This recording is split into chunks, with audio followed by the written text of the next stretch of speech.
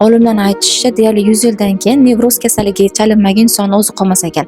Agarda siz internetda 15 yoshida IELTS 9 oldi, 19 yoshida o'zini biznesini qilib boyib ketibdi degan ma'lumotlarni ko'rgan paytingizda xuddi o'zingizni loser deb his qilib o'tirgan bo'lsangiz, demak siz kasalsiz.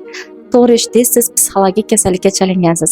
Buni ingliz tilida FOMO, ya'ni fear of missing out deb aytishadi. Ya'ni bu psixologik holat hisoblanadi. O'zingizni boshqalarga solishtirish, hamma baxtlidek, siz esa baxtsizdek, hamda internetni tinmasdan titkilash odatda mana shu his, ya'ni FOMO hisoblanadi. Agarda siz mana shunday holatda bo'ladigan bo'lsangiz, buning uchun olimlar 3 ta usulni taklif qilishgan. Bulardan birinchisi bu digital detox hisoblanadi. Ya'ni bu ijtimoiy tarmoqlardan, social mediadan iloji boricha uzoqlashish. Buning uchun siz o'zingizga limit qo'yishingiz mumkin. Agarda siz o'zingizga limit qo'ya olmayotgan bo'lsangiz, men pastda opisaniyada maxsus ilovalar nomlarini yozib qoldirdim. Bular orqali ham siz ijtimoiy tarmoqlardan ancha uzoqlashishingiz mumkin. Ikkinchisi esa gratitude practice, ya'ni shukronalik mashqi hisoblanadi.